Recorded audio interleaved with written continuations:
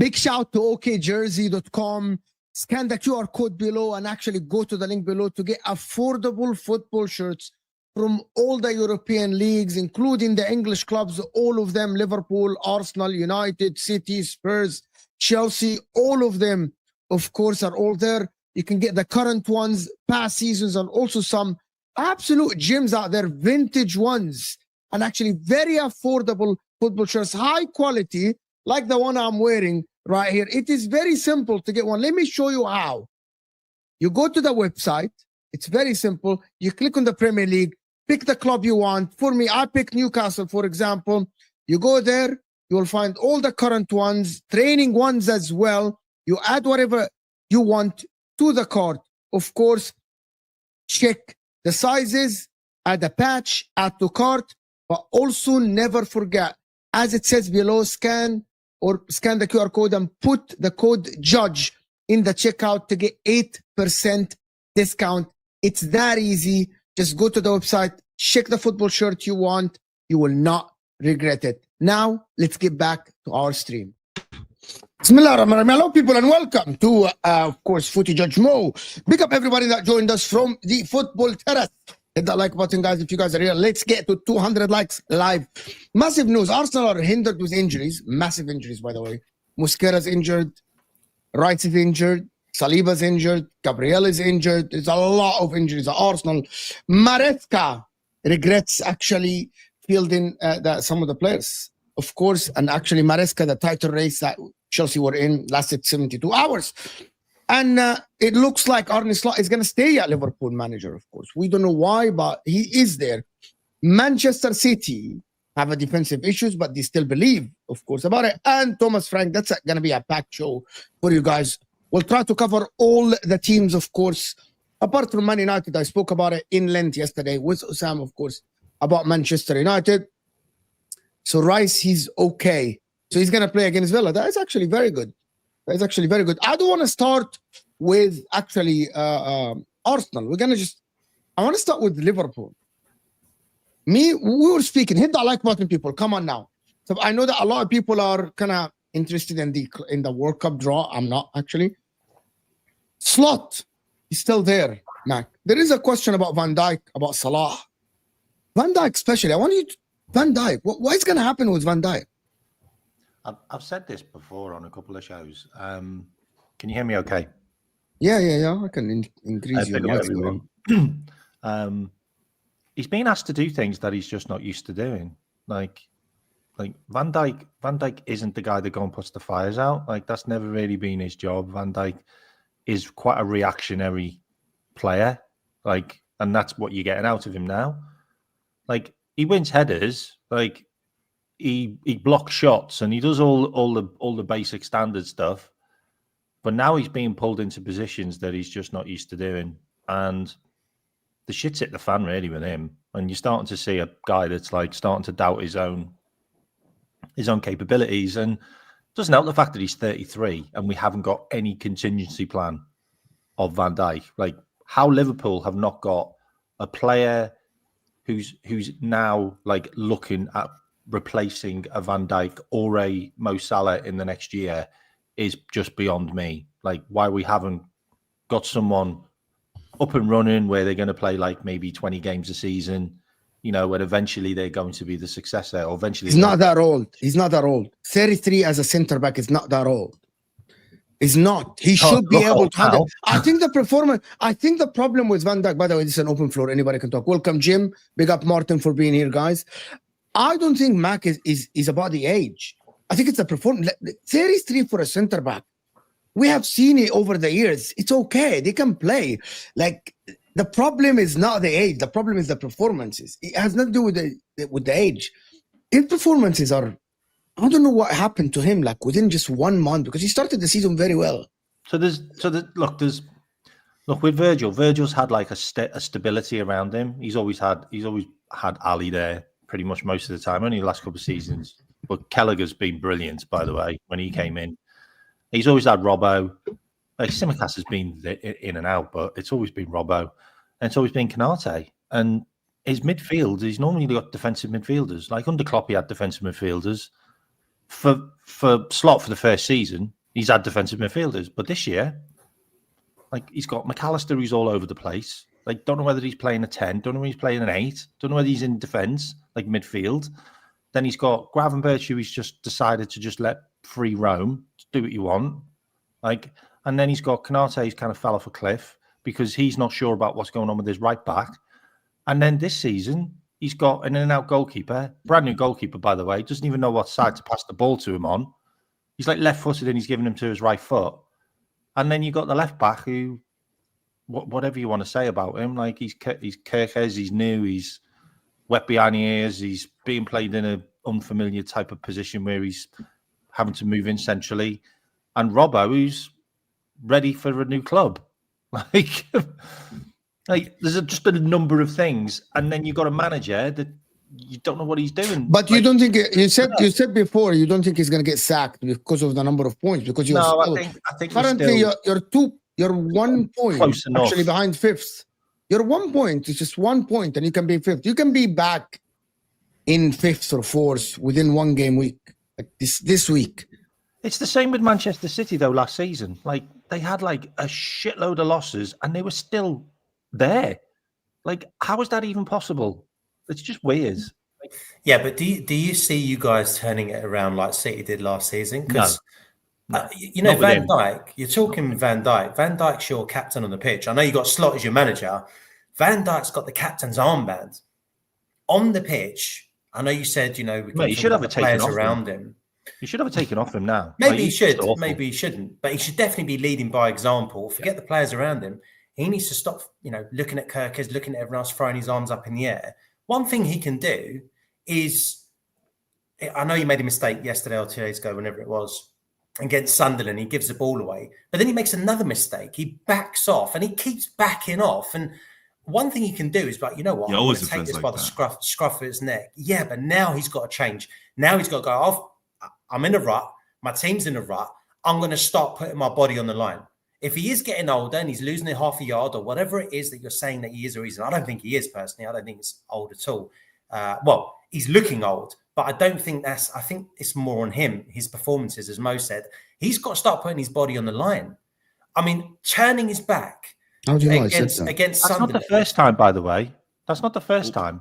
He's turned his back a few times. He turned his back to Caicedo. That's job number one. Stop turning your back. I was comparing this. I was comparing this to Ruben Diaz and Ben White. Ruben Diaz is flying in front of the ball to prevent a goal against Man City. Like, Ruben Diaz is not half the ability of Virgil van Dijk. Ben White is not half the ability. I think it's about the heart, the belief in the team, the belief in your system and the team and your teammates.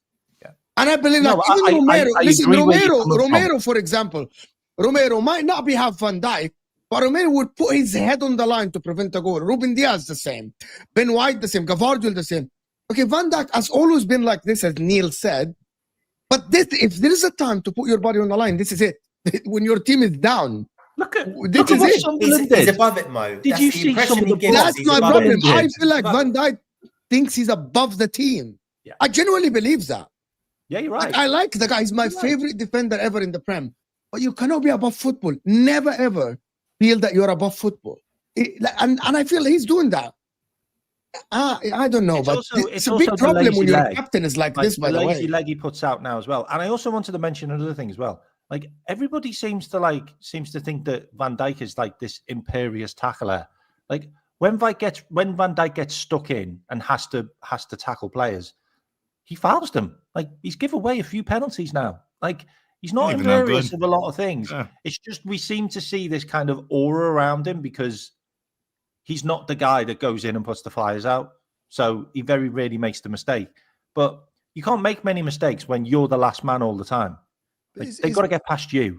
Is Van Dijk really? Back off too much. Is Van Dijk really playing that badly, or is it just a symptom of Liverpool's form? Yeah, a player I amongst think it's that a bit of just both. struggling a bit, and then you kind of look to a player of that caliber and go, "Come on!" When everyone else is playing badly, you are so good. You can almost on your own get us out of these situations. And when he's not at his absolute best and he can't do that, he's kind of made to look a bit of a scapegoat at times. Maybe scapegoat's a bit harsh, but I think if Van Dijk got a transfer tomorrow to Arsenal, he would look world class again because he'd be in a very established team that knows exactly what they're doing and he knows his role within it. But at the moment, when Liverpool are in a transition, I think Van Dijk's a part of that transition and he's still trying to figure out, how he needs to change and adapt his role to be the level of centre-back he was before. It's a bit of both, isn't it? I don't know. Jim, I mean, would you say he is the scapegoat? I've heard a lot of this season. I'd say the other guy's the scapegoat. I've heard a lot about. I would say I've Mo heard a lot Salah's about the scapegoat. Salah. He's the scapegoat. Exactly. Yeah, that's we hear fair. about, we're talking Yeah, about I think Salah Mo week Salah's in, the week out. scapegoat. And yes, Salah's been shit, let's be honest. Neil, But- I don't think your mic is connected to StreamYard. I think you're connected to your laptop. Oh, really? Let me try. When you go back and forward, it doesn't your sound But- doesn't. But no, Neil, you're right. I think scapegoat was a harsh term to use. I just couldn't think of the I right one. don't on the think spot it's a there. harsh term Yeah. for Salah, by the way. I don't think For it's Salah, a harsh yeah. term for Salah. Yeah, he's definitely under a lot of I scrutiny. think, Salah I think gets. Virgil, go on. I Can think Liverpool Virgil is get gonna back start into getting- it if they get a new manager? What's that, mate? Can Liverpool get back Yeah. into it if they Yeah. get a new manager? Yeah, but he needs to know how to play number nines. he needs to know how to play number nines. My question is, would you take back Klopp? What No. if he wanted to come back? No. No, 100%. Why not? no, he wouldn't. He I think wouldn't he be able should. to get Liverpool firing straight away. Like Oh. he's not that kind of guy. And look, would Jurgen really want to go back into that seriously? Like, have you seen the guy? He's like What is back? You got a world class country squad. every week. What is that? Yeah. You got a This world looks is class about probably 20 years squad. younger. Great squad. But you have a world class squad. Yeah, of course. Why not? Nah, the whole breakup between Jurgen and Michael Edwards, that's just not going to work for me. I just think that's going to work. I think we need a guy that's going to come in and he's going to be able to like set us up more defensively. Like we've been way too attacking for too many years now that we haven't really been thinking about defending in games. You're not on the Glasner. You're not on the Glasner thing, right? I'm under the Inzaghi one. Wouldn't mind Inzaghi. Inzaghi's not defensive. Inzaghi's attacking. But he Inzaghi, plays if he, gets, number nines, mate. he has two number nines. He can play. £125 million traffic cone work. Yeah, if you have Inzaghi and he plays, actually, you know what? Liverpool need a centre back and back. It actually suits you very well. You know, Szoboszlai, McAllister, Wirtz with two strikers, Ekitike and Isak. I think that should work. It's tasty, isn't it? Yeah, I know. You know, with Kerkez as a wing back and maybe Frimpong as a wing back or Yeah, their best Szoboszlai as positions. a wing back, you know, that work. Salah, Isn't it but really Salah weird that is we've out. just come up with this solution just now? Salah is finished. But in that system, Salah is done. Salah doesn't have a spot in that team at all. Does anybody here think that seems Salah that way, is doesn't finished it? and he should be sold? It seems that way. It seems we bought a lot of players. think he's to kind of finished. Push I Mo think he's further out. That's what it feels like. I don't know. Like, just I'm so like hesitant to say that Salah is finished. I think he's He's finished. not finished. He's not finished. He's just. I just think we bought players now that kind of make Mo a little bit redundant in a way, and the system's making him a bit redundant. When like I was on your show, I think it was like 7 months ago, when we talked about transfers, and we were linked with Frimpong, and I was like, if we buy Frimpong, like, then we can put him on the right and we can put Mo in the centre. That was my suggestion. And then we just went and bought a load of nines. Salah in the centre. Anybody here think that Liverpool? Oh, there's no point now. There's no point now, but back then we hadn't signed Ekitike or Rizak. You think Liverpool made a mistake in the transfer window, people? Martin, do you think Liverpool made a mistake in the transfer window? In parts, yes. What would you have done different? I'd have started the defence out, centre backs out first. Is what I'd have done. Listen, I understand, deals rely on other deals, and the Gay deal was reliant on Palace getting somebody in for them to release Gay. I know that's they wanted a Kanja. They wanted a Kanja weeks before Liverpool had made that bed. Well, there was always interest, but they wanted a Kanji, and a Kanji didn't want to go to Crystal Palace, which stalled on that deal. It's weird because, it is spot on what they're saying. You got Mo Salah.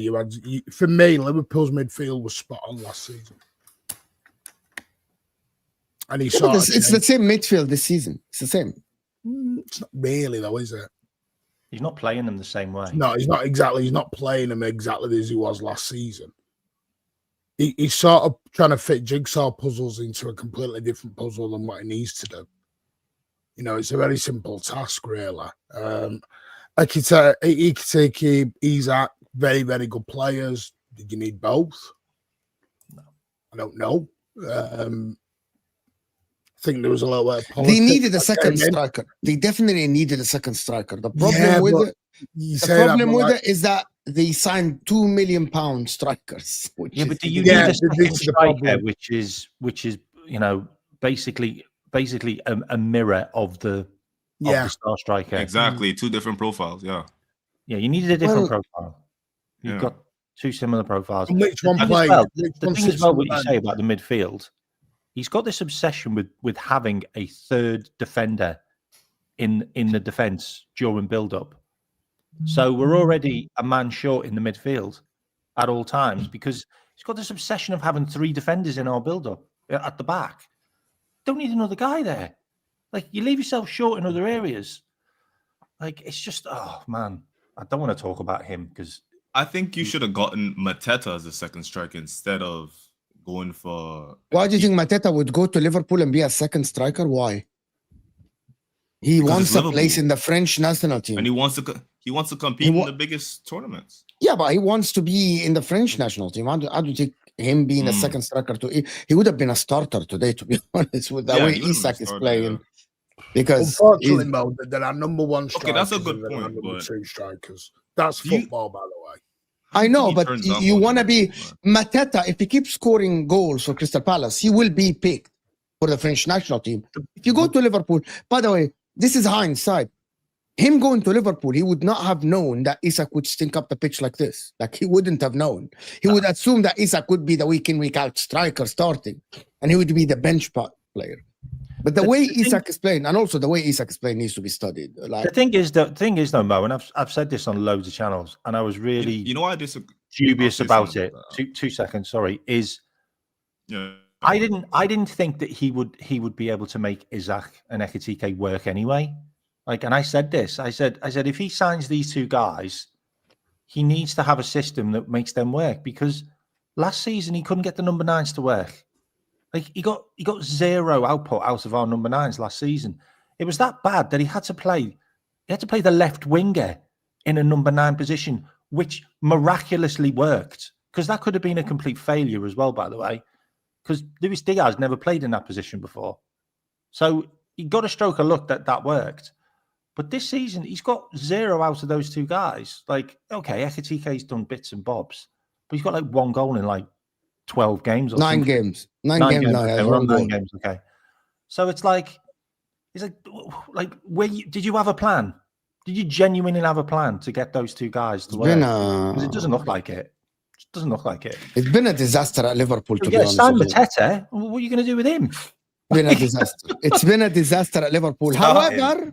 However, all I have to say, Chelsea go to Bournemouth, Liverpool play Leeds. If Liverpool win and Chelsea don't win, Liverpool are ahead of Chelsea on the table, which is Ask the Manchester City fan how good Leeds were at their ground. Are they going to beat Leeds Leeds? have got a bit of fight in them I don't now. think they will. I don't think they will That's a beat worry. Leeds. I don't think they will beat Leeds. Me neither. I don't think Chelsea will beat Bournemouth as well. I think it will require a lot of work for Chelsea to beat Bournemouth. Bournemouth are on a 5-game losing, like they haven't won in 5 games. So they are a wounded animal, and I think Chelsea going there. But I want to go to Arsenal and Manchester City. A lot of people are saying that the title race is over. It's finished. Arsenal are up there. City's defensive problems are going to prevent them from winning the title. What do you guys think about Martin? You were probably at the game, Fulham. Mhm. What do you think about the defensive problem that City have? Is that going to prevent you from trying? I don't think it is a defensive problem. Concede 6 goals in 2 games. Right? But you got to look at the context of it. The problem's the midfield, not the defense. The problem is with Pep Guardiola, to be honest with you. For me, it was you 5-1 up, you fly in 65 minutes, and we go and start making subs, which is rightfully so. We were all saying that in the ground, get Nico G off, Doku off, etc. And what basically happened, you got to look what happened when Doku comes off. That changes Fulham. Fulham were not as brave with Doku on the pitch because Doku was causing them problems. They were pinning them back a further 10 yards. Doku comes off, Sabinho comes on, John Stones goes into that CDM role, and we just collapsed. Because of that midfield is soft at the moment. Our bench is not as strong as what many thought it was probably. Some players have come to the end, which we know anyway. We kind of gathered they were going to leave at the end of the season. But the Fulham game is I mean, let's be straight here. Those goals weren't down to defending. 3 of those goals are worldies. Absolute worldies. And there's not a lot you can do about them sometimes. They had an XG of 0.9. And they scored 4 goals. Yeah, the 2 the Nigerian guy scored were whoppers. Chukwueze. You Yeah. could have gone 7-1 up in that game, though, to be fair. Like, you could have Well, gone exactly. We hit the post. This is the thing. Everyone's just looking at the thing. And the problem is our 2 other CDMs are both injured. Rodri's out. Kovacic is out. Nico G needed to come off. So you're putting in a CDM. You put John Stones there because he's done that job before. And he couldn't do it. And the defence were clearing the ball. It was going into the midfield and they were losing the ball straight away and it was coming straight back at them. And what had happened was when Doku goes off, O'Reilly, who was the left back, starts marauding up the field. So Gavardio switches over to cover the O'Reilly space. Ruben Diaz then goes over to cover the Diaz goes up. So yeah, Gavardio goes over to cover O'Reilly. Diaz goes over to cover Gavardio at that point. And then you watch Berg, he just keeps spreading the ball out to Nunes, who was a lone man on his own then. Because everyone moved over. My problem with Man City. Go ahead, Neil. No, I was just going to say, look, we can say, okay, Fulham Leeds, it's not a defence problem, it's a midfield problem. But you had possession in both games, didn't you? You were the superior side. You've got enough quality on the pitch to control that game. It can't just fall apart if Doku comes off. It wasn't that sounds a bit. It wasn't just Doku. We took Nico G off, Doku off. We took a lot of people off. Yeah, I also think we're being a bit disingenuous to other teams as well, because what I've noticed this season is there's a lot of teams that are scoring goals, whether they're shit teams or not. Yep. Like, there's a lot of teams that are just going, F this. We're trying to get back into it. I think Fulham have lost a few games as well, haven't they, recently? Yeah. So they're kind of like a wounded animal. And didn't you No, play but them away? Did you play But my Fulham away? problem, okay, to be honest with you, my problem with Manchester Horrible City away. is Manchester City, they defend after they go up. You just go back and defend. That doesn't make any sense to me. Like he never did this before, Pep Guardiola. And I'm like, what are you doing? Like him, like at 2-0, right? He's going back to defend. He's given up possession. Just after 2-0, he's given up possession. He's and I don't know, it's by choice. I think it's by choice. You're not going to tell me that Pep Guardiola is not being able to handle games. We only had 42% dominant position. possession. We only had 42% possession on Tuesday night, and we're 5-1 up. No, but hold on. The possession you started giving possession away. No, but after the it's. I keep saying this. We're torn in between two styles of play at the minute. We've got the Pep trying to do the control football. We've got, as the Liverpool fans will know, we've got the Pep Linders effect going on at the same time. Yeah. And the two of them are clashing at the minute a little bit. It's two ideologies clashing around each other at the moment. And the players have said that. Some of the players, Bernardo Silva's made that very public of, we're a control team, we're a possession team. And a lot of our wins have been because of the less possession. That's why you see Doku now inverts. Doku gets all his joy inverting into the middle and running through. Can I give you the stats actually for the game just before Jim comes in? Before they scored the first goal, they had 67% possession. Manchester City. You were dominating the game. That is 20 minutes of total domination, right? Yep. And then they score the goal, and the possession right away goes towards Fulham. Right away. From that minute on, it goes to Fulham. Fulham becomes 56, and it keeps increasing minute by minute. Until at the end, it ended up being Fulham 64% possession for that period after they scored the first goal to 35. That is ridiculous, in my opinion. That is not. Pep Guardiola has never done this in his life. And don't tell me it's the quality of players. He is instructing his team to fall back. He wants to play that transition football. No, you can't say it's not the quality of players. The quality of players coming on are not as good as the quality of players going off. Like Reinders. Okay, so Nico G was on the pitch. Okay, so they were. Okay, so but the this all happened when Nico G went off, Mo. No. It happened way before that, after minute 20. Okay, so the players that were able to control the game and actually dictate that for 20 minutes, 25 minutes, you cannot tell me that the quality of these players just went down significantly. Mo, give me a 20-minute context. After 60 minutes, we're 5-1 up. No, but before that, you lost control of the game completely. You were at counter-attack. No, you were talking about defense. That's the way we've played all season a lot, giving up possession. Okay. And he doesn't know how to do it. It looks like you're conceding goals. What we do now.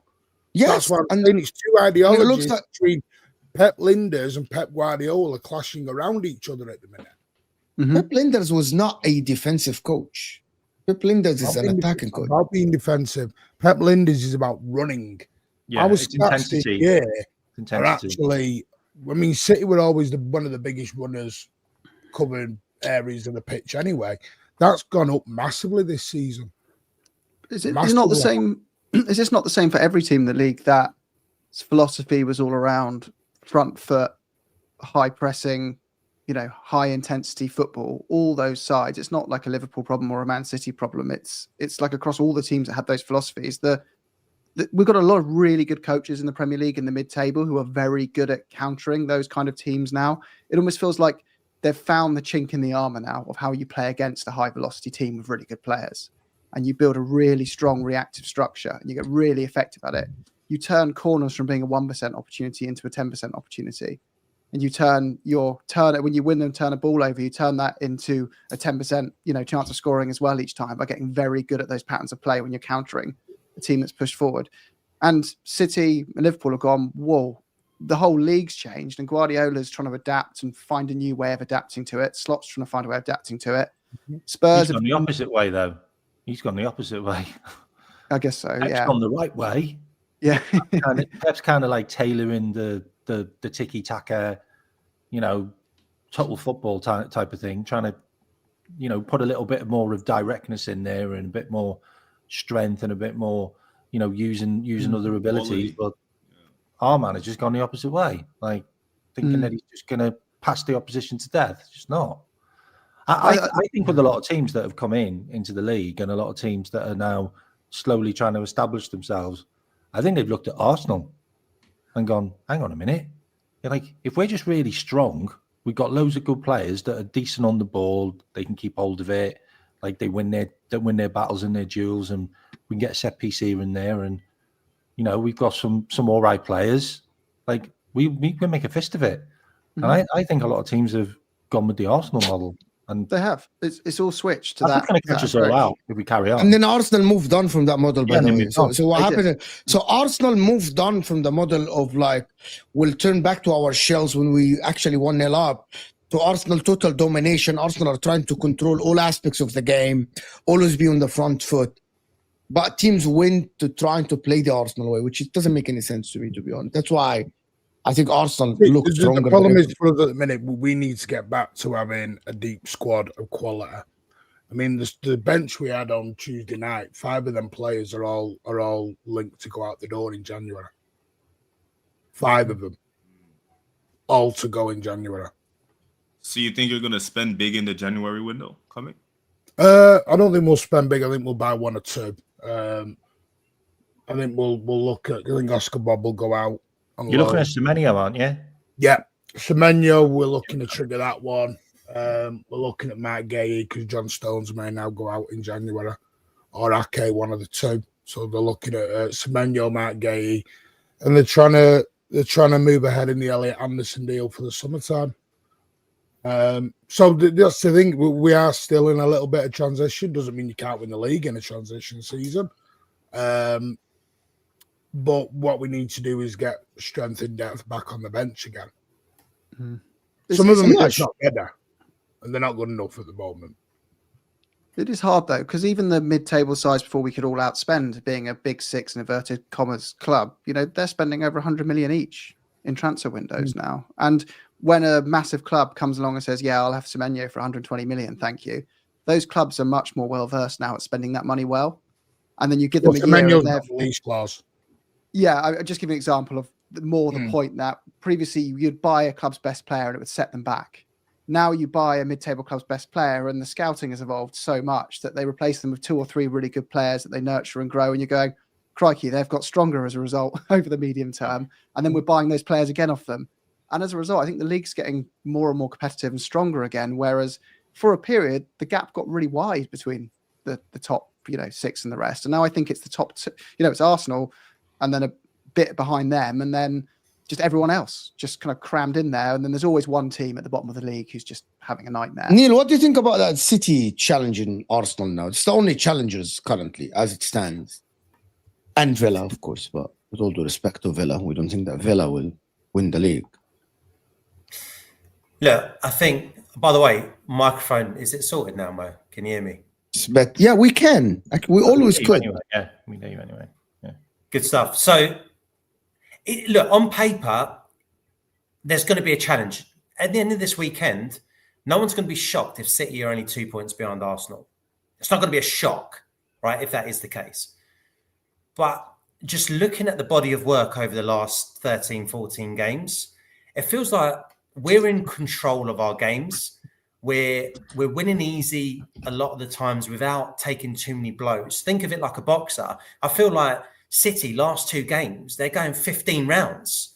It was like watching Evander Holyfield versus Riddick Bowe against, City against Fulham. And this is Leeds and Fulham.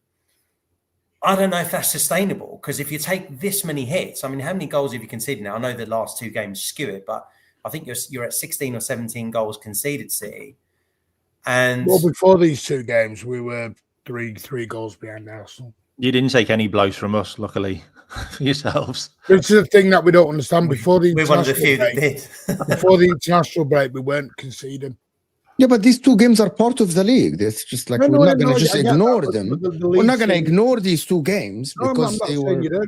But at the end of the day, we also scored 5 goals on Tuesday, which is the attack of Man City are immense. The attack of Man City is immense. That's more sustainable, right? Foden, I think Foden, Doku. Here is the thing: as long as Foden is playing like this and Doku's playing like this and Holland is putting the ball in the back of the Yeah, net, and now we're getting goals from everywhere. by the that's way. fine. Now You know what I everyone's mean? kicking on goals. Yeah, Doku's Foden's been scoring, incredible. Foden is scoring. I think Rangers. That's what wins you the league, by the way. That's what wins Actually, you the I league. disagree with you. I disagree with you. Defense, like you got defense. Your defense has to be good for you to win the league. Has to be. We went and checked, me and Osam, every single season.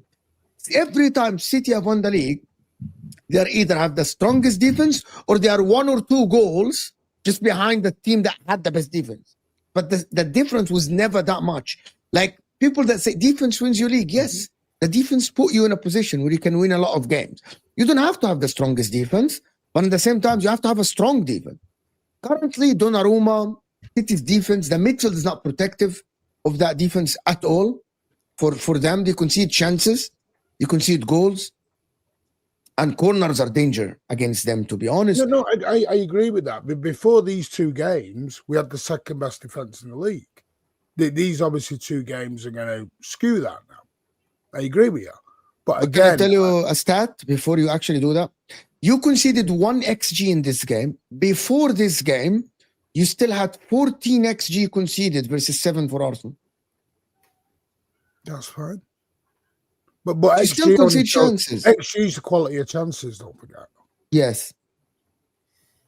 So, Mo, you asked me, is there going to be a title race? I think there will be a title race. I think it will be between City and Arsenal, Arsenal and City, whichever way around you got it. Because City have been there, done it before. Yes, they're struggling right now. When we say struggling, we're saying they're conceding goals. There's a few more holes in the City team now than the Arsenal team. But my question would be, is it sustainable for City to keep up pace? I mean, it's City. If this was the other way around, then if it was Man City playing like Arsenal at the top of the league, you'd say City going to run away with it. The only reason we're saying that Arsenal aren't going to run away with it is pedigree. If it was the other way around and Arsenal were conceding 4 goals to Fulham, 2 goals at home to Leeds, and then having to rely on, a bit of magic from Foden twice, I don't know if we'd even be talking about a title race. The only reason we are is because it's Arsenal top and we look good, we look solid, and City, who don't look as solid, are the ones chasing. I think there will be a title race, but I think it depends what you call a title race. Is it going to go down to the last game of the season? Time will tell. Once we play Villa tomorrow, we've got another tricky fixture out of the way. We'll still be top of the league come out this weekend, whatever happens. And I think I'd have to say out of the 2, we've had the tougher 14, 15 games. You still have to go to the more Etihad, solid. though. You still have to go to the Etihad. That's a big part of it. We do. But City have to go to a lot of places before they host us. So that is very true, Mo. But we've been to some tough places already. We've had a ton of injuries. We're still finding a way to win. Here's the thing: when we make changes, or we get injuries, or we're forced into making changes, you don't see the drop off that we saw what City had against Fulham. You don't. Yeah, that's see a big that. part. A big part of it. We had Timber and Nkapie playing centre back, and Brentford were limited to a corner where David Raya makes a wonder save. And it's a wonder save. Don't get me I wrong. wanted to say before you continue, I wanted to say that there's not a lot of people that are giving credit to what Arsenal are doing. If I told anybody in the beginning of the season that Arsenal will start the game against Brentford with Madueke, Mikel Merino, Martinelli up front, and Nkapie and Mosquera at the back, you'd laugh at me. You'd say that this team is not going to win the league. It's definitely not winning the league. But people don't talk about this enough. Like this, with all those things, half the starting 11. You tell me Arsenal would lose this game. But they were very comfortable. Let's not do the injuries, Mo. I proved you that last week when I sent you that info. What do you mean? They have a lot of injuries. When I told you last week when I showed you the stat of who actually has had the most injuries this season. Yeah, but the most important injuries they have are the 2 centre backs now. Oh, so Rodri's not an important. It's very, very important. But Nico What are we doing here? We've not had Rodri for a year and a half. Okay. We're doing it. And I'm not saying that City don't have injuries. I'm saying you have a lot of We injuries. have no CDMs. The only CDM we have in the building right now. But I never said otherwise. I never said otherwise. Centre back is not even here. for Come one on, thing. Mo, what are you doing? I'm not using. What do you mean I'm using injuries? You're using injuries for one and ignoring it for the other. No, let's say both. Let's say both not. Arsenal and City have injuries, not. but one side is handling them better, right? Clearly. Yes, I think that's the visually, point. eye Both- test No, wise. look, I'm not going to lie. Like I'm not in this party right now. 4 games, statistically, City have picked up more points than Arsenal in the last 4 games. Like Well, I'm you're right, not Mo. in Stop this party at disrespecting the all. blue But side. like Arsenal have No, been really City good. picked up more points in the last 4 games than Really Arsenal. good. Yeah, but Yeah, we've but I think had the point is- we've had North. After the international break, we have the North London derby, obviously Munich in between, not league game, and then we've got Stamford Bridge, and then we've got Brentford. And in that time, we've come back from the international break and actually slightly increased our lead. Yeah, But Arsenal have got We the were decent 7 squad ahead. which Manchester City would like. That you have, like you've got so many players that can come in and replace other players. So you've had injuries, but you haven't noticed them because you've got a deep squad, which means that you can replace an Odegaard with a Zubamendi, can't you? Like you can replace who can replace a top international player with another top international player just like that. There's not many teams that can do it. What is that? Zubamendi is Norgard. Odegaard is Eze. Yeah, that's fine. Eze. Moreno and Arsenal. The many. midfield is very good. Defensive, but also Man City have Nico Gonzalez. They have Shirky. They have Marmoush. They have Foden. They have Bernardo. They have Reinders. No, you're naming our Nobody 11. behind those players now. These are not 11. No, Arsenal at the minute are in a position we were in 2 or 3 years ago. Yeah. They've got good squad depth now. They've bought well, Yep. and they've got quality to come off the bench. We don't have that anymore. We have that with 1 or 2 players. With all due respect, Rico Lewis is not coming on to do anything. But here's the thing about it. I That think is our the 11's difference. better. I'm going to respond to this again. Mhm. I want to go back 3 years ago. Triple season. Ben White was bought as a center back, converted to a right back. Right? Rico Lewis came through the academy and played in that triple season some games. And in the season after, in the 4PT, he played a lot of games. And people were talking about him. So not because Rico Lewis has been bad now, and Ben White is the backup for Timber, we're saying that Ben White is better than Rico Lewis. That was not the consensus. Just Yeah, 3 at the years ago. time, but that's 2.5 years But on. that is Rico not the Lewis consensus. So gone down that since. was not. That's what I mean.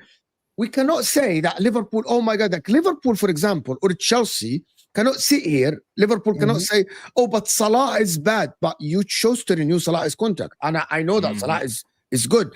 Chelsea, for example, cannot say, "But Joao Pedro and Delap and Gui are not good." You chose to buy these players. It's a choice. Yeah, Like- no, I'm not. Like, I'm not sorry. denying Like that. when I hear Tottenham Hotspur fans sometimes say, "But we have no strikers." You literally have 3. But Mo, I'm You not bought- denying you that. bought- Hang on. Mo, you're accusing me of something I'm not doing. I'm not accusing you of anything. denying I'm not accusing you of anything. No, I'm just not stating the fact. denying- It's a choice to keep Rico Lewis on your we contract. bought Paula. We bought Paula. That is the thing. And development, That's for never been example, denied. and that is what I keep saying. Savinho, for example, That's why was he's supposed to arguing be with the all next big points thing that on the winger. You know He what came City from have done? Giron. I'll tell you what City have done. City have bought either project players, 20-year-olds, or we bought 30-odd-year-olds. We don't have any ready-made 25-year-olds. You bought ready to Matthias go. Nunes in the midfield and then you converted him to a right back. Matthias Nunes is one of the best midfielders in the league when you bought him from Wolves. Am I wrong, guys? Yeah, you Am I are. He wrong? wasn't. No, everyone wasn't. wanted Matthias Nunes. Are we, He wasn't one are of we the forgetting Matthias Nunes? That's not He wasn't the one of the point. best. Mo, Are we you must- forgetting Matthias Nunes? Right.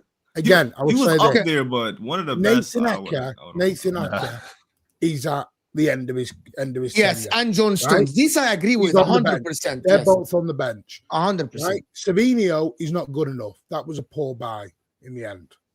Yeah, wasn't good. He's not good enough at the moment. Actually, Rico Lewis- can we stop here? I disagree with you.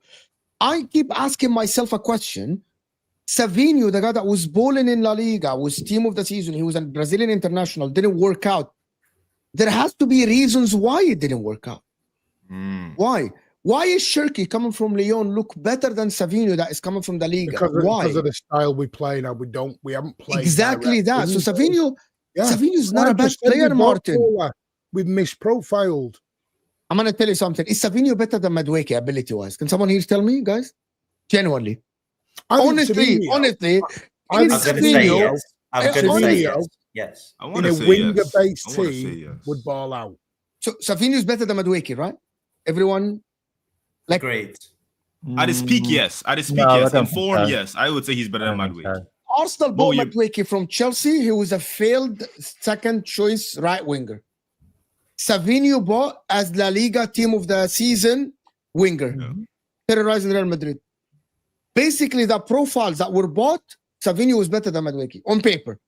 I'm not saying today. I'm saying on paper it was better. Yeah. Didn't Spurs offer 80? We offered 80 million pounds for Savinho, and City wouldn't Said entertain it. No, they So didn't the budge. opportunity was definitely there Yeah, to they never cash in made if the they thought they could get better. No, there was no offer. Someone said Well, I think it Savinho was was pretty widely Brazilian back reported then. that, What is that he it now? was. Yeah, I saw that offer. I made a He's video. He's no not offer. Brazilian anymore. Isn't That was Savinho totally like Brazilians 21? back For a Vienna. then. Isn't Savinho like still only like 21? Yeah, he's young. Like, Very young. seriously, you're writing this guy off. I'm not. 21. The thing about it, I'm not. But every time he steps on the pitch, as Martin said, and I agree with Martin too, the level of the winger, like It effective goes of the down, game, it it drops goes down. down significantly. Like from even Doku, Foden, or Shirky playing on the sides, you bring Savinho on, and then suddenly it goes down. Drop off. He does pass That's the ball why backwards a we're trying to lot. buy Semenyo. We're trying to buy ready-made to go now. We don't have time to wait for some of these players to build up in 3 years. That's fair Liv- too. Martin, can I With ask you respect, a we're not question? we're not Brighton here. You've got Pep Guardiola for at the minute 18 more months. He may extend, he may not. Pep Guardiola's here to win now. He's not here to build up young lads. He's here to win now. Mm. And you are buying now, made ready now players, guys. Exactly. We Guys, stopped doing it. Reinders was supposed to be a ready now player. Matthias Nunes No, is we bought supposed to be a ready Reinders now player. and changed And I'm going to the say style. something with all due respect. Savinho was a now player. The guy is coming from team of the. It doesn't matter if you're 20 or 21 or 22. Like Xavi Simons is young, right? If you ask Jim, Xavi Simons was supposed to be a ready-made player today. Yeah. Like today, he's supposed to be to come in. Devau is a young player. If you're good But- enough, you're old enough, right? The thing about it, these guys have games under their belt, team of the season, blah blah blah. Like that is my point. My problem with City, to be honest, is that it's Pep Guardiola cannot find solutions without Rodri, without a DM. That's it. So without Rodri, you cannot find any other solutions other than drop deep and Go defend. to Arsenal and take Declan Rice that's a and good Mendy question. out of their team and see where we go. Both. Why would I want to take both? Because that's what we've got right now. Both. We've got one CDM available. So, but you have Foden and Chelsea as Bernardo well. and They're not Reinders. CDMs. You can't go Yeah, but Foden. what- When's Foden become a But you have CDM? but you have Nico Gonzalez. He's the only one. He can't play 70 games. Fair enough. Yeah, he What has do you to want find him other to do? Play solutions. 70 games and kill himself Fair at enough. some point. Fair enough. Martin, let me ask you one question on this, because I know Mo said, is there going to be a title challenge or Arsenal going to walk over it, or maybe City will win it? Who knows? If we go 11 versus 11, your best first 11, do you believe you've got the better first 11? I think Arsenal have the better squad. Yeah, I think our 11 is up there. That's what's putting us where we are. Better We're than not- Arsenal's best first 11, you reckon? I think in parts I it think is. it is. Overall, I think we have the better attack. Defense is yours, and midfield. The problem is it's when everyone's fit. Why is Jim thinking very deeply about that 11? When I'm everyone's trying to fit. think who's got, because You can have at the start of the Rodri. season, I used to think it was City and Liverpool were the best 11s and Arsenal were the best squad. And the more I've had to watch and endure of them, because I hate watch Arsenal every game, which is getting terribly at the moment. But So the more I've realised actually their first 11 actually is on par, or arguably some would Liverpool have say the best better. 11 on paper. Liverpool on paper have the best 11 out On of paper, everybody. yeah. But what is Out on of paper is- everyone, yeah, on paper in is hindsight, okay, in hindsight is different. But Team. if you talk about names and team and Liverpool should cohesion. have the best 11, like should have. Team I don't cohesion, think it's City. team I think style, it's City. Arsenal's I don't think better. City have the best 11. I think City have the best striker, and if Rodri is fit, and I don't think even Rodri is better than Zubamendi currently because of the year and a half being out of the game affects you. Anyway, he needs to come back. Like even Yeah, you get my point. Like Rodri coming back, he needs game fitness, best DM in the league? touches. And for me, it's Caicedo being the best DM in the league. That's my take. Like Rodri coming back from the injury, he needs time. Everyone knows that. You need to after that much longer being out, you need time to be back into your best at least. Foden is playing very well now. Is it the level of like, oh my God, the amazing that will carry the team? Not really. It's Haaland.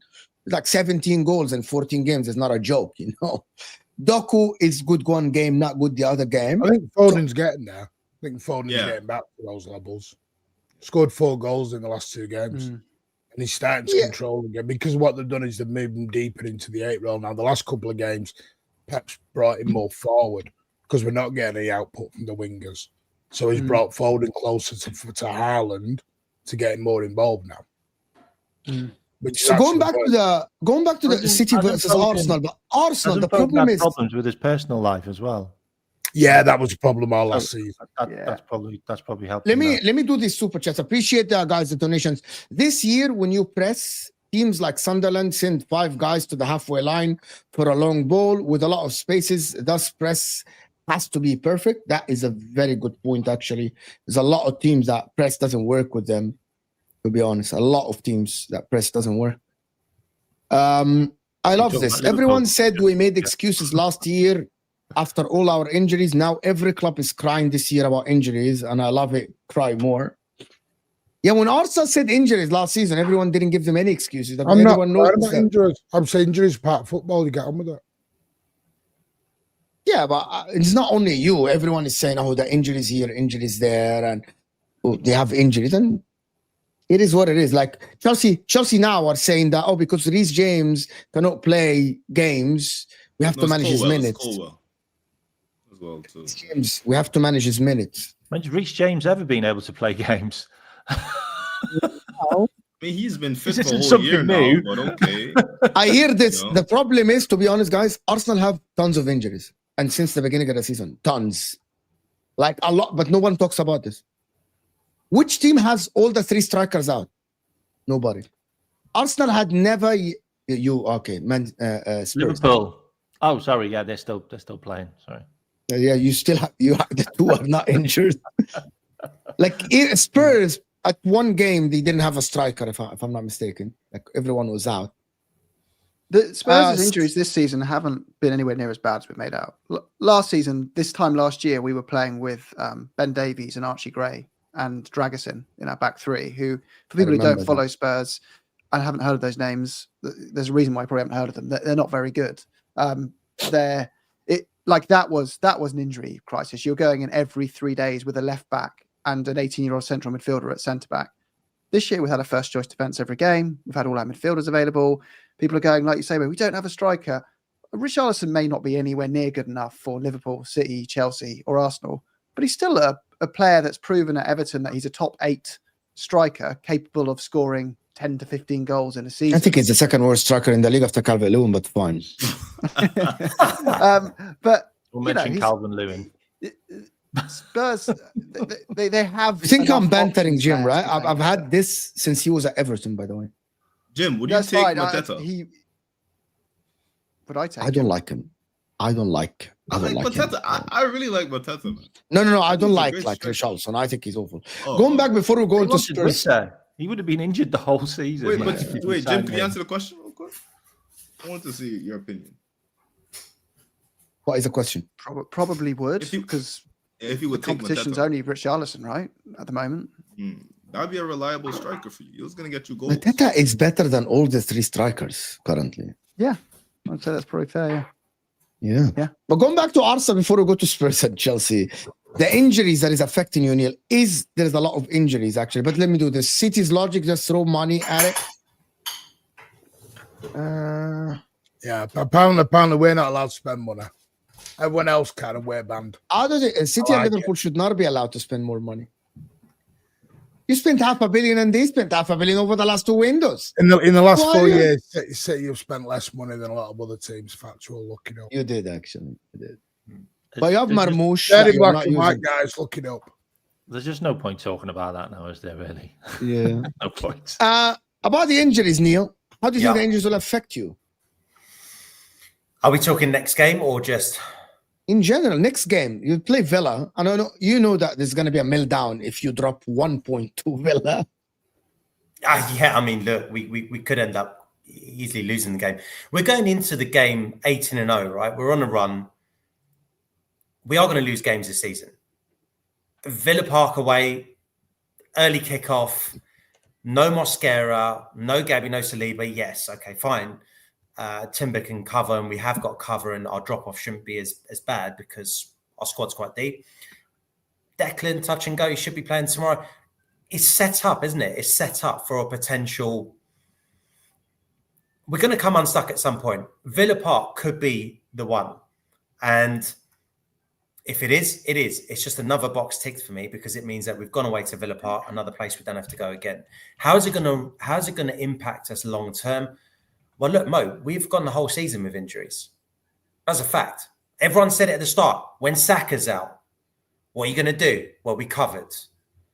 When Big Gabby's out, what are you going to do? Well, we covered. When Saliba's out, what are you going to do? Well, we covered. So now, hey, look, I think Villa's going to test us. The thing is, Mo, even when we've had injuries and whatever else, you're an XG man, yeah? But even your eye test will tell you, we just don't give up many chances, no matter who the personnel is. The structure and the framework that Arteta has built is bigger than any individual player. And that's the beauty of what Arteta has done. Now, is that structure going to get tested tomorrow? Yeah, definitely. Villa are on a streak that won their last 4 games, put 4 past Brighton. They'll be up for it against us. Unai Emery is always up for it against us. It's going to be, their keeper's going to be up for it. The whole team's going to be up for it. But we still, even Chelsea, Chelsea with a better team. Yeah, great. What chances did you have? What chances did Chelsea create against us? They were the better team. Yeah, that's great. What team is creating chances against us? And that's the thing. If we're not giving away chances, how are you going to beat us? We didn't. Now, yes, we are going to lose games, but the only game we've lost this season so far is taken a Slobberschlei wonder strike. We didn't even create many chances against you. It took a 1 in 50. But name one clear-cut chance. Raya wasn't even that worked. João Pedro chance where he didn't shoot. He just didn't choose to shoot. He didn't shoot. Yeah, but he didn't shoot. Like, where was the test? That's a chance, though. I don't remember that depends Raya. on the player. If that's Did Haaland, Raya that have goes to in the make back his- of the net. But If did that's any Raya other have to striker, make- that goes in the back of the net. Well, Hincapié got back in, but it did, or was it Declan? I think that got in. But the point being is that was Raya tested? I don't actually think Raya was tested. By the way, Mo, you've got a rogue in the comment section. Some geezer called Mark from the Frenemies pod kicking off, but I'll let you deal with that one. We can actually block the guy. We can block the guy. Fine. throw him out, mate. Oh, wow. Throw him out. It does also depend, like, what Aston Villa turn up, because they can be mad You didn't watch the sometimes. game. Like You didn't watch they the came to game. Anfield and just like let us pull their pants down. It was weird. Like Look, I think Esteval, he had a potential chance, right? He shit himself, Mark. I know you're watching. He shit himself and he blasted it into Rosette, didn't he? He did though, but I don't remember Raya being tested. That's the point. Now, I think tomorrow we will get tested. I think potentially, Mo, I think we might drop points tomorrow. Not based on anything other than the fact that it just feels like a perfect storm. But if you win tomorrow, you'll win the league. I think if you win tomorrow, the league is done. If we win tomorrow, a real statement that. It's a statement that I back. Because Aston Villa has to go to the Emirates, Liverpool have to go to the Emirates, bro. Where have we got to go after Villa Park? We've got to go to the Etihad. We've been to Anfield. We've been to St James's Park. We've been to Old Trafford. We'll have been to Villa Park. We've been to Stamford Bridge. Tell me, where are we going to have to go? City has still got to go. City got to go Stamford Bridge. They got planned twice still, I think. I know City went to St James's Park, but they dropped points there. We didn't. We're net positive up from the games we had to play last season. We've probably got to put on 15 points from where we finished last season, Mo. And we're probably about 12 points up already. Beat Villa at Villa Park. Chase is only one. And I think Jim has to disappear. Spurs fans have to disappear. Chelsea fans have to disappear. And I think it's going to be over. You have 50 points going into a season at Christmas once. Here we go. That 50 points. Remind me how that 22-23. They had 50 points halfway through the season, if I'm not mistaken. Yep. Mm-hmm. Look. There has to be Neil? a little seed of doubt in every Arsenal. You hear fan. what I said? There always has to be. He's researching right now. He's nervous. He's researching. Hit me up. Do you know what people don't realise is? Rattle Every time them. we generally win the title, it's from behind. That's what everyone forgets. And even in our worst season last year, our worst season in 10 years, we had the best run in the second half of the season. You were the form team second half of the season. That was our worst season. The thing is, it's not. We talk about the Premier League, guys, but I think where, you know, Arsenal and City are both really well set up, and even Liverpool here, even though they're poor formers, there's those sides are the favourites for the Champions League, really, as well, right? Like, I know we've got the title race to worry about as well. And Chelsea. And Chelsea, yeah. So Chelsea, and fat hats off to them. I was really doubtful of Maresca. I know you lost to Leeds, but I can see why they've gone for a manager with a defined way of playing, and you know it's exciting to watch, and it seems to be getting better as time goes on. But yeah, I think Arsenal's would be setting their if they beat Villa. I think it gets to that old adage of it's theirs to lose. I think it gets to that stage where it's not just banter; it generally becomes theirs to kind of lose at that point if they win that. But also, I think their fans should be more bullish, not accusing them of not being bullish enough here, but you know, to say we've got a shot at doing a double here or a treble here. And that should be the standard we're setting. Why not? If you're the best team in the Premier League, should be aiming to win the European trophy as well. Yeah, absolutely. But the difference between Premier League is that the best team will win the Premier League. A cup competition, you can be the better team for 179 minutes and not go through, right? But listen, I'll give it, especially if we beat Villa tomorrow. I'll give it all. We'll wrap the league up early and we'll focus on the Champions League semi-finals. Don't you worry, Jim. So the question to Mark, I'm sure this is the question. I've heard this record about 3 times. This is 3 times they've slipped. This is the question. But the 22-23 Arsenal team is not as good as the 25-26 team. Yeah, 100%. It's not as good. Yeah. That's like history. The 22-23 team was a bunch of kids. We were relying on Saliba was 21, Saka was 21. Of course, City chased us down. They should have chased us down. We were children. We were well ahead of time. But we're battle hardened now. You look at our team now. Our team now. You look at Big Gabby. Arsenal will draw. Arsenal will ensure draws that could cost you. We could. Don't get me wrong. But when I look at this team, you can only judge on what you're going on, what you're seeing right now. And when I look at Gabby, we don't draw. We don't draw games. That's the problem.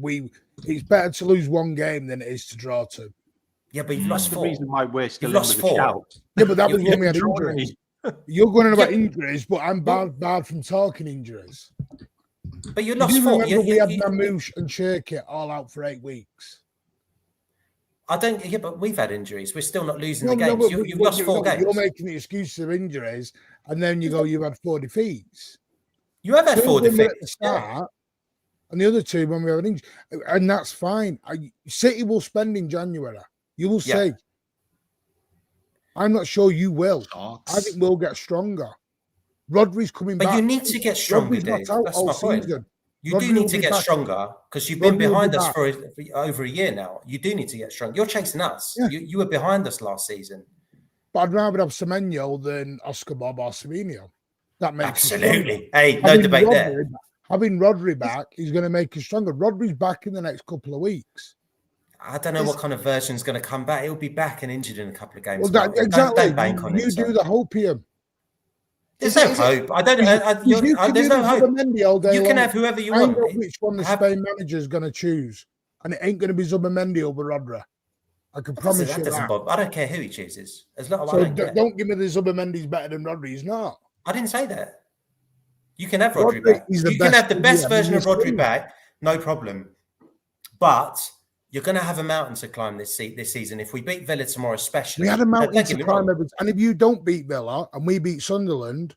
You'll be 2 points behind, but I'll still back us. I'll still back us because you'll do what you've done for the last 3 years. Your ass won't fall out like it has done every single time we get close to you. But Marty, look at the difference. Look at the difference. That's fair. You can say that, but look at the difference now. When you see Gabby, when you see Declan, when you look at these boys in their eyes, do you think these boys look like they're going to crumble? I don't know because they've never crumbled at this stage before. I need to see it in February, March, April. That's the one. Okay, but 2 seasons ago, by the way, we did chase you. The last time the title was between us two. 17 wins out of 19 at the back end. You had 50 points at this point. We were kids. We were kids. What happened? No, stop giving me 21-year-old Saliba. We had Declan Rice then. No, we didn't. We didn't. We got Declan Rice the season after. You had 50 points. So the season we got Declan Rice is the season where the back 19, we won 17 of our 19 games. Drew one, which was to you, and lost to Villa. But what I'm saying is that's not a crumble, is it? But you're going to be honest with you. I'll tell you why I have faith. Because of Pep Guardiola. I'd choose Pep Guardiola 20 times out of 20 over Arteta. So would I. Today? Now? Yes. Oh, don't be silly, Mo. Don't be silly, Mo. This version of Pep Guardiola? Don't be silly, Mo. Don't be silly. 2-time treble winner. 1-time double winner. I understand you're trying to get centre spot on AFTV nowadays. I get that. I get him. Play the game a little bit, Mo. Martin. Play the game, Mo. That ain't Robbie. There's no Robbie sat here, mate. You don't have to do the act now. Let's go serious. Do you think you'll win it? Do you think you'll win it this season, Martin? I think it's far too soon to tell. I agree. Listen, I've been in enough for these title races to know December means jack. That's true. Me too. Because we've been top a lot. Do you know what I mean? I've not played it. You asked Liverpool. This, I mean, we made Liverpool fans' lives hell for 3 years playing this game. I've got like a great. I just don't see the same City. I don't see the same City. I just That's don't fine. see the same They said the exact same thing to us. We don't see the same City. But we can only go off what we've seen so far and last season. And this is a City I haven't seen for 8 years. Last season. All right, then finished last third. Season. Yeah, but we had more wins than you. Weird that. You finished behind us. Who cares? In our worst ever season. You finished behind us, yeah. I mean, what can we Got go on? a parade. I don't think you've closed the gap because we got a lot stronger over the summer. And because you were behind us, have you closed the gap? I don't think you have. We were 7 points about 10 days ago. We're now down to 5. I meant over the summer from last season. In the last 4 games, we've collected more points than Arsenal, factually. Well, we've had tougher games. You've gone hell for leather 15 rounds with Leeds and Fulham. So like, we'll see when you play Chelsea. Did you watch the Leeds game? Whoever else. I did. I did watch the Leeds game. You switched off in the second half. It wasn't 15 rounds in hell for leather, trust me. And for 65 minutes against Fulham, it was man versus boy. DCL came on and individual errors. He was causing havoc. You made DCL look like prime Haaland. You made him look like a beast. You wouldn't know what prime Haaland is. You've got no one like prime Haaland. No one has. No one's got anything like You've got prime Haaland no from Wish up front for you. Mate, I can see you've got the better striker. I can see that. I wouldn't take that. You have got the best striker. Yeah, exactly. No one has a prime Haaland. That's fine. I wouldn't swap our squad for yours though. Haaland or not. Would you swap our manager? Oh, Pep's Pep. Come on, guys.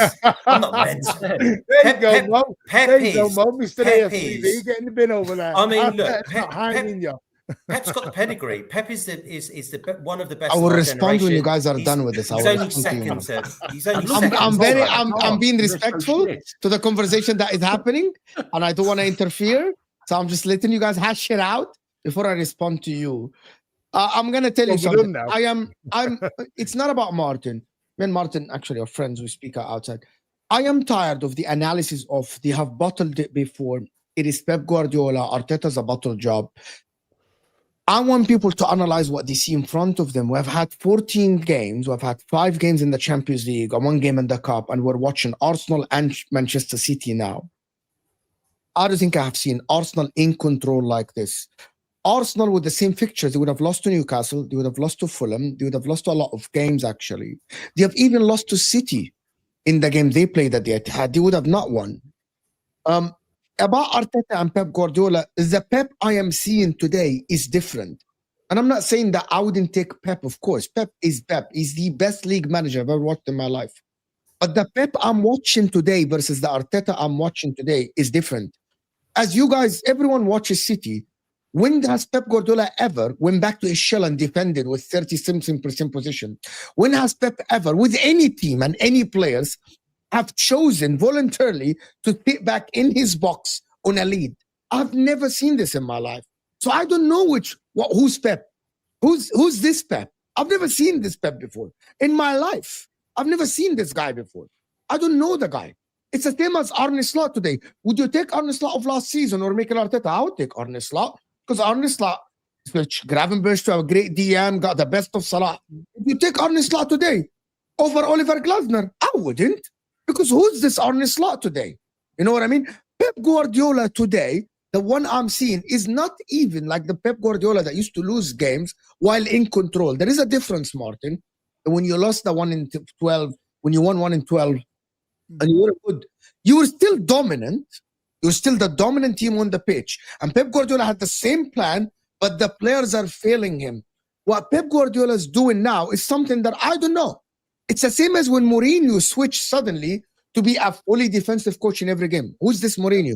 That's not the Mourinho that played with Chelsea or Inter or Real Madrid that scored 100 goals with Real Madrid. He went to Real Madrid, Mourinho, and scored 100 plus goals, right? And then suddenly he's defensive coach. That's not the same Mourinho. That's my point. I like it. I rattled the chat so much they're all asking me to quit. Because and also we're talking about City and investing. I don't know. Maybe City will fucking go and sign Mbappe in the January transfer window. I don't know. I'm talking about today. Like Jim is talking now. Like Jim was talking earlier, and he was like, if you look at Arsenal now, they look like the strongest team. So that's what's in front of us. Why are we speaking about 22-23 season? What does this have to do with this Arsenal team? That's how we can go on. Because you're past the fight no. future. No, I'm going to tell you, me and Osam did this. Let me tell you guys, Manchester City, Monaco, right? Lyon, battered Real Madrid for 170 minutes and lost. Yeah. Better than Chelsea and lost the Champions League final, right? Who else did you lose to? I think we did 5 times where Man City were actually supposed to win and go to the final of the Champions League. But that didn't define them winning a treble. It didn't. It didn't define that team, right? Like that season, 22-23, Man City's failures under Pep Guardiola against weaker teams like Monaco and Lille, they battered Real Madrid, didn't define them. They smashed Real Madrid 4. So how am I supposed to sit here and draw the conclusion from the 22-23 season where Eddie Nketiah was the bench striker and Rob Holding was the center back? How? No, like, I'm not saying Arsenal. So here's the problem. Hang on. And also, can I say this last thing, Martin, before the last thing? You want to talk about the history? The only team that three-peated second won the league in 4. Do you know which team is that? It's Arsenal. Right. Okay, so you want to talk about the history? The only team that did it before is Arsenal. You know the Arsenal history. Right? You know what I mean? You know the Arsenal history is the Inter Milan fans. No, because every time, Martin, because every time I keep mocking them about three-peating and maybe making the history to make 4-peat second, they say we didn't do it before, so they do that. My point about it, I'm not ruling out City because Pep Guardiola is a demon, Martin. However, this Pep Guardiola is different. He's a different guy. My God, I don't know what happened to the guy. You've got rattled, haven't you, over that AFTV comment? I don't like AFTV because they're deluded. Let me do this. Let me do this super chat because I need to got on a 10-minute run. No, because I'm not loads of good stats. Because I've got loads of good stats. I did because I am tired because asking I'm tired of the football analysis because I did video about it yesterday, and they asked Alexi Lalas about this on TalkSport. The guy is an American guy, and his first word, like they asked him about the Premier League, genuinely, guys. And his first word, they asked him, "What do you think of the Premier League this season?" He's getting paid, okay, to analyze the Premier League. Yeah, it's Arsenal. They're always the bridesmaid, never the bride. That is the first professional punditry from him on TV. What's this? And I'm like, what is this? We're talking. By the way, you know, MCFC lad Luke was having a good discussion with Matt on the overlap. Go watch that segment, guys. And they were really going at it. It's very good discussion football-wise. The team, they're analyzing the teams like you guys are doing. Comes a Sunderland fan on the side. That's what he does. A Sunderland fan, okay? Oh, but they're gonna bottle it because they're always a bottler. And okay, bravo. You really, your interjection added to the conversation. Bravo. Fantastic. Great. And that is my point. We cannot just sit here and analyze the same thing over and over again. What weaknesses do we see in this Arsenal team this season that makes you think that they dropped the points to lose the league? I mean, in every sport ever, anyone who's ever made a comeback used to be a bottler. But those people always made their comebacks. Like it's just such. I agree, Matt. I think it's you're basing it on feelings and vibes, which is worthless, really. You know, even when Spurs won the road, I'm basing it. everyone's saying Man United always draws. win trophies. Spurs have got no chance of winning a trophy. They always bottle it. They beat Man United because in that present moment in time. Thank you. I swear, Spurs thank you. have- That's it. No. So the Arsenal stuff, this isn't just Manchester City, by the way. Tottenham can be involved in this conversation. Bottled it against Hughes, bottled it against Aston Villa, bottled it against Liverpool, bottled it against Manchester City. Like, this isn't just like one season. This is repeatedly. Like, last season, 10 plus I think years. Arsenal are brilliant, by the way, and I think Arsenal will probably win the league because they're a top team. They've got loads and loads of quality players, and if they get injuries, they've got good players to come in and replace them. I've said that, yeah, and they've got a system which gets the best out of what they're good at. Okay, I'll end that there. But last season, you had many chances to catch up with Liverpool, many, and you didn't. Over and over again. You've done it with Manchester City. You've done it with Tottenham. When you didn't get into the Champions League, Tottenham took your place. You lost to Aston Villa twice. I think that was when Manchester City won the league. You have got in your system of bottling games. That's just a fact. Do I think this? Mac, everyone can bottle games, Maybe, right? yeah. We can talk about bottling games. I think it's a different side, by the way. But anyway, But it is in your DNA. But if It we is in your talk DNA. about, we can talk about bottling games. I mean, what was it? A couple of weekends ago, Arsenal were going into, was it the North London derby or was it Stamford Bridge? I think it was North London derby, and City and Liverpool, straight after the international break, they play first. City and Liverpool games up first. What happens? You bottle those games, right? We can talk about the odd bottle of games. That was your chance to put pressure on Arsenal. In the end, Arsenal ended up extending their lead because we beat Spurs and City lost to someone, and I think Liverpool lost. Well, that's common ground. I have to say that as well. Like, and I hate to side with the Arsenal fan on this, but come on, mate, do it. Aside, but there's also just, and I'll say this, and I more see this as if you look at the big six and all that kind of stuff, you've got Liverpool, Man United, Chelsea as well, and City, and I don't buy into the plastic bullshit narrative. Their history may have a lot of recency in it, but it's still a massive history they've created in that amount of time. But for clubs like Spurs and Arsenal, we're trying to punch up against clubs with more resources, not just financially, but reputation wise. If Spurs went out and said, Haaland, £500,000 a week, £50 million transfer, he would probably be out injured from the season from a stitch, laughing so hard at the idea of joining Spurs. So it's so difficult to bridge those gaps with clubs who have the history and reputation and resources on top that they do. So it's just natural that you fall short to those clubs over and over and over again. And the big media broadcasters they put you in the camp with them because it's amusing. It's fun. It must be great being a Liverpool fan. It must be great being a City fan because you're always at the moment in time going to be able to buy better players than us, even if we spend the same money. That for us to get a player or even Arsenal, they have to go, the player will go, if City don't want me and if Liverpool don't want me, yeah, we can have a chat. And so it's just so infinitely harder. So you're just naturally going to fall short more often to these clubs. To beat them, you've got to build a long-term plan like Arsenal have had to do. They've had to go and build a squad and slowly get better and better each season, get young players, have gaps, take a few rejects here and there. Arsenal has no pull. Yeah. They have less pull than City and Liverpool, but they didn't always, and that gap is shrinking, right? They now can go for the same player that Liverpool want, and they can have a valid punch in the fight for that, and sometimes they'll win. Of course, Liverpool will win more often than Arsenal will because their history is so big. Pretty sure Arsenal have spent more money than us. Yeah, but it's not just about money. I It's will not say about money. this. It's Didn't about Declan reputation. choose us over City? Declan chose us over City, don't know, right? Yeah, and City. Arsenal, yeah, exactly. And so Arsenal can get players now and be in that fight. But what I'm saying is if you sign for Liverpool, let's just say as an example here, arguably the biggest club in the world. I know there's arguments around that Real Madrid, there's other huge ones. Let's say arguably the biggest club in England. You've got a situation where that player is not about the contract and the transfer fee. It's about being associated to the biggest brand in football possible and the elevation that does for you as a player, the elevation it does for your branding and all the money you make around it.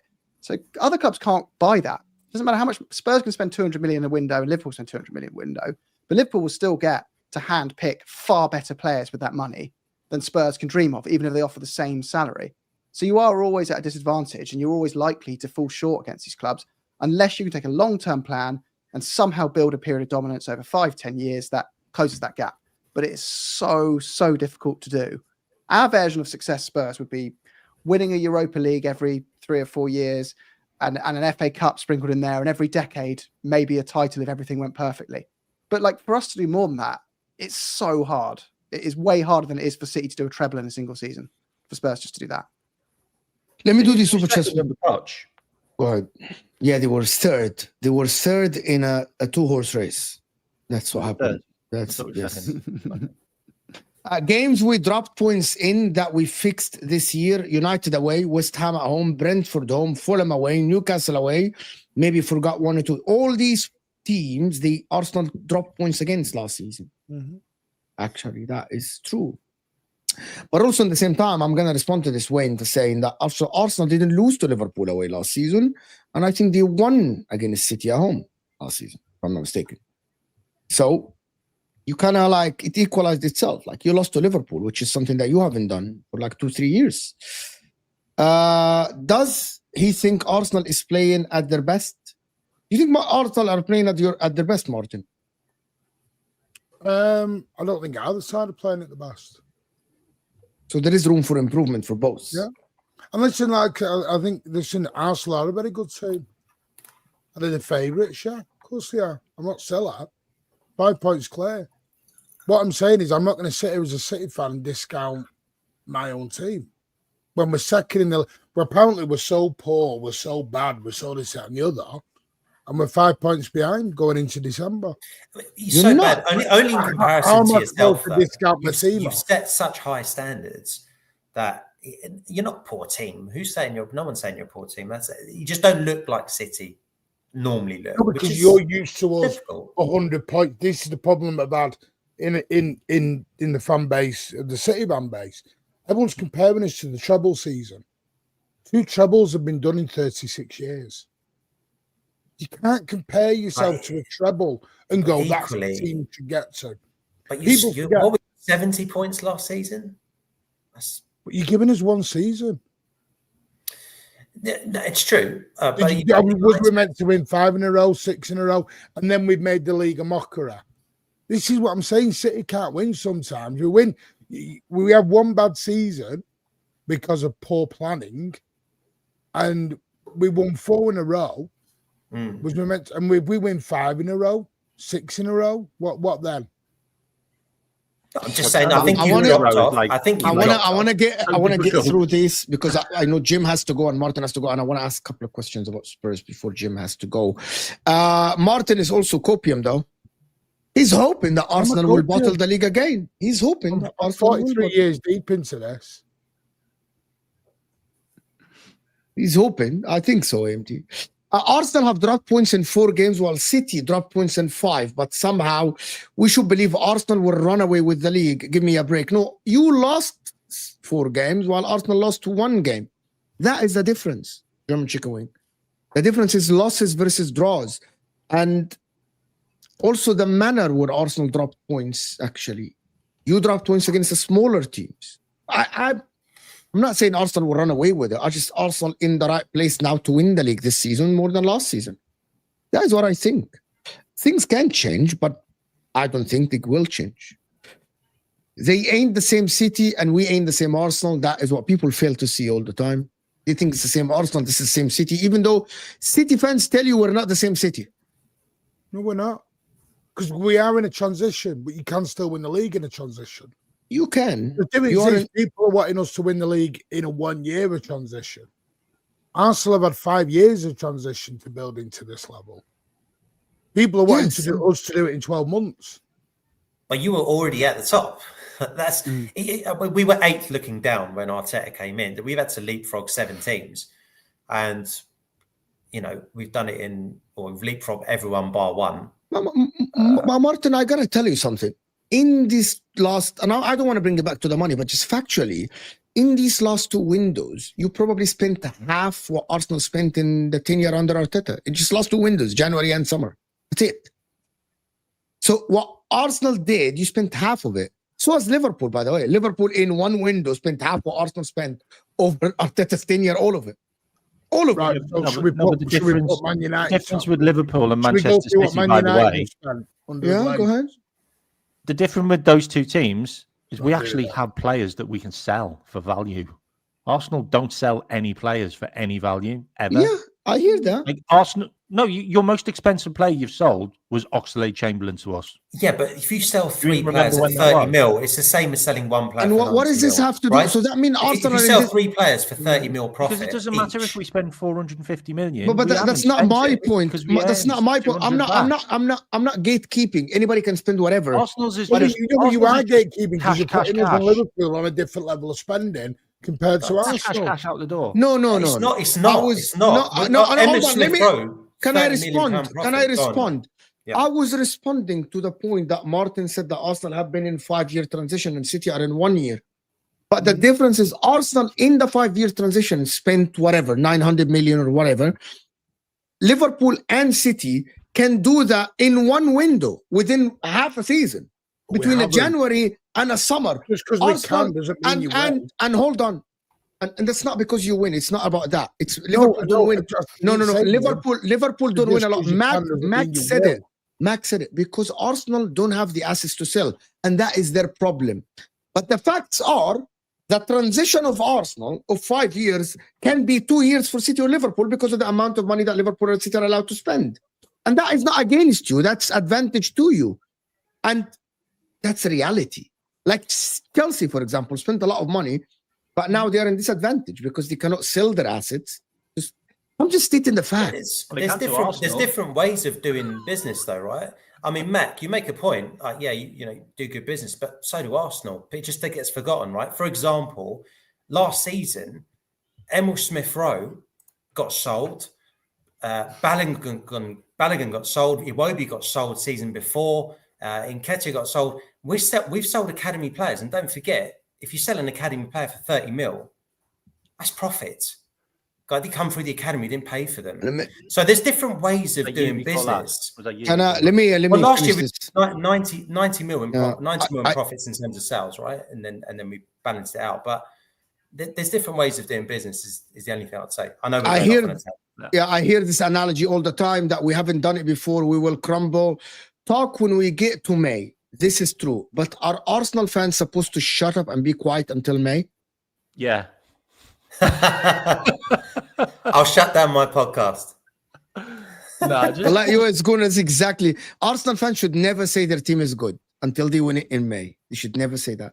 They'll find something else. I remember when it wasn't that long ago. We used to all laugh at Liverpool being the bottlers when they were struggling for a long time, and it was always funny end of each season that Liverpool weren't getting there and they weren't getting over the line in their rebuild. Yeah, no. and they got there, and that's why I just think these things just go through swings. Now look at Man United. It's go back to the Ferguson era. It wasn't that long ago. You really like they were always down and out at Christmas, and Fergie used to always say, within 12 points, I'm still in the title race. And every season, with on paper the very mediocre looking squad by names, you're going, there's no way, and they always did it. And now look at them. They're serial, what we define as bottlers. It can change. And it just does change. But one thing that won't change is that Arsenal, whether we win it or not, even if we win it, there'll still be grief, Jim. This is not me getting my violins out. What I would say is that, even under George Graham, 1-0 to the Arsenal, boring Arsenal. Wenger wins it. Oh, you won it with too many foreigners. Oh, set piece FC. Oh, dirty Arsenal. Goes Arsenal against the world. Every club against the world. Every club has it. And I'm not playing We all have violin it at before different do. places. You don't we? kind of hard. You Yeah. kind of hard. I can't the band. I'm What- not what doing a- it, but I am saying it. But you they know? will. I'm They will not- find something else if we do win the league this season. Fans will find something. That's what fans do, and that's what fans do. And I love it. I'm here for it. By the way, I like it. I want it. I'm here for it. I think this. I Jim, believe. what I will You say know about what? Liverpool, It's though, like It's it's going like to achieve when people big say, things. "I'm not using the injuries as excuses," but listen, but I will. we had Saliba Declan out, Rice is injured. Luke, like MCFC lad, and they're like, I'm not saying injuries are excuse, but we kind of don't have our Ballon d'Or winner. I'm like, but you kind of are, right? You are. You're just Don't call saying me out. the word. You know, like saying the word. I'm not using an excuse. It doesn't make it not an excuse. You just once you mention, I'm not mentioning the referees, but we had too many red Okay, cards. so last can we season. use that on you when you keep saying, I'm not saying I don't like City, but, and then roll off all your City excuses that you do every time. I genuinely, bro. If I don't like City, why would I go and buy this shirt? Like, Oh, because you why? got the 97 Kappa shirt. BA. Yes. It's not that I don't like Actually, City. good I shirt. genuinely, people think I don't like City. The only team I dislike, the only team I don't like in the Premier League are Manchester United. And I keep saying it will never cloud my judgment. Not liking a team will not cloud my judgment, apart from Barcelona, to be honest, and maybe Juventus. Yeah, Started the season like 22-23, and if it ends like 23-24, we will win the league. Mo, is that possible? 100%. I don't think you started the season as good as the 22-23, if I'm not mistaken. I need to go and check that. If it ends like the 23-24, you will win the league. I'm sure about it, 100%. Arteta made Pep play a low block, park the bus. Never happened before. Never happened. Jim, Jim, I know you have to go. He's not giving us respect. He's not Cheers, giving Will. Arsenal respect. Have a nice evening, everyone. You too, buddy. Big up. Cheers. He's not giving Arsenal respect. We got beat there 5-1 last season, so you learn. So I mean, But that's not Pep though. That's not Pep. No. It's not Pep, but it's a. I hear you. AMT saying the Blues down at the bottom right, drowning. Chelsea in a title race. No, what I mean, Chelsea are in a title race. Guys, before we end, guys, can we check? Like, guys, go check out okjersey.com. Very good quality. I promise you, super good quality. So go and check them out. You get £15 shirts. You get 8% if you use the code Judge. And let me know what you buy. Actually, send me a You message. can get all the 90s shirts. Yeah, I got some good old ones as well. Unbelievable. Yeah. Arsenal has the highest squad value, having not spent the most. Arteta has added value to each player. We have valuable assets now. Don't worry. If Arsenal try to sell some of their players, they will get massive money, like Rice, Saliba, Calafiori, Timber, Saka. They'll get massive money for their players. Arteta has improved actually the squad, but Arsenal are not going to sell until they win or replace. Because we're 20 likes away from 300. But listen, there's no time to actually talk about Chelsea. If Chelsea lose to Bournemouth, it's hell this weekend. And listen, I want to thank everyone that joined us. Before we actually leave, the Mancunian way in the description. We guys want to support the Frenemies podcast. They are trying to get to 1,000 subs. Neil and Mark podcast. They're trying to get to 1,000 subs. Also, Jake was trying to get to. You're more than 1,000 subs or not yet? Me? Or You. Oh yeah. I rolled to 200, bro. I haven't even hit 200 yet, bro. Guys, Jaco, Chelsea fan, is trying to get to 200. So hit him with the Mancunian way. Of course, everyone is subscribed to the Mancunian way. Go and support them. K-Mac channel is in the description as well. Absolute fantastic content about Liverpool. Guys, just one last super chat before we end. If we win the league, it's only one. Then it will be win a treble or a quad. And if we win the treble or a quad, there will be something wrong. Robert, we'll see. I can't wait if Arsenal win the league to see if people are gonna do what Arsenal fans say they're gonna do. Are they gonna do what everybody said to Liverpool? Oh, it's only the league. It's only the league. You know what? I actually have to, you know what? I have to agree. I swear to God, Martin, I have to agree. I've seen Arsenal win leagues. because the problem is I've seen that happen to Nothing new Liverpool. for When me. Liverpool won the league, when Liverpool won the Champions League, they told them, but you haven't won the league in 30 years. And when they won the league the year after, they told them, but it's only one league in 30 years. There will always be something. Exactly. Mo, it happens I to had every this- club. I- It happens to No, every I had club. this thing. I know you got. I had this thing with Osam the other week. 20 years ago, everyone loved Arsenal and wanted Arsenal to win.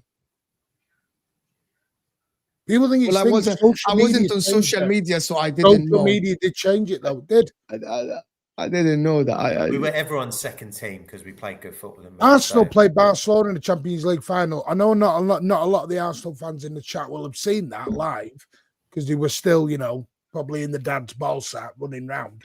But at the end of the day, I've seen it, been there and seen it all. And everyone wanted Arsenal to win that night against Barcelona. Shout out to Mo, man. Social media has caused all this. Honestly, it used to be, if it was an English team in a final, Well, they Shout out say to that, Kerry. Martin. 'cause I all was the there and English watched fans it, would be mate. like, yeah, we want them to win. But now it's like, nah. Yeah, well, I've never. Mac, I'm 40 years old, and I've never. 2005, I weren't backing you. 99, I wasn't backing it's you. not like that now. And City, I It's not wasn't like that backing anymore. coming But in. you know, And for don't me, expect- don't expect me to back United. for You me, shouldn't be no. backing For United. me, I did it. Social media didn't change it, but when social media was happening in my coffee shop with my friends, I really wanted Milan to lose or Juventus to lose. You know what I mean? Like, I really wanted it. Before that, it didn't matter as much. You know what I mean? It mattered only in the league. But I hear what Martin is saying, like, or Mac, like English teams, people used to like, English teams win European. It helps the Used to league. back the English teams. It I helps the league. remember Liverpool beat AC Milan in that final. That's what it was. Everyone was loving it. Because it used to All help. It English used to help teams the back league. English teams, unless used- you were a major rival. It used to help the league. Now Yeah. it's all about social media. It's all about. I know people. I swear to God, I know we have to end the show, but I know people. It's very interesting that worried about a team winning the league because of the banter, not because of anything else. It's because of the cooking on YouTube, or they're gonna see their friends and they're gonna be annoying. Like, I can't have that friend be annoying. I'm like, if that is the only reason why you don't want the team, so before social media that wasn't the case. Then it was just okay. Back then, we were never thinking about, Manchester get cooked. City's going to get another title, or Manchester gonna City's get going to cooked. get this, or Arsenal are going to get this. You never really thought about it like that. Like, it was just, it's an English team. We want them to win. Like, it's just changed. It's changed. Like, it's crazy, but it has. It did. It gone did. very It was tribal. not It's listen- because of It was social a media. different for type sure, of cooking back in the day, man. Yeah. People were celebrating when Will Todd scored No, at the but, Swan. when I used to cook my AC Milan friend, United fans weren't. God, in Cooking 2005, does feel good. and oh my God, we cooked him in the coffee shop. Genuinely. I want to thank everyone. feels amazing. This will take you to Sam doing a watch along for the draw of the World Cup that I don't care about until it comes in. Actually, I don't care who plays who. It's going to be a boring first round here in America. Of course, I will see you guys then. I'll see you guys on Sam's channel. Appreciate everyone supporting the channel. And we're out of here.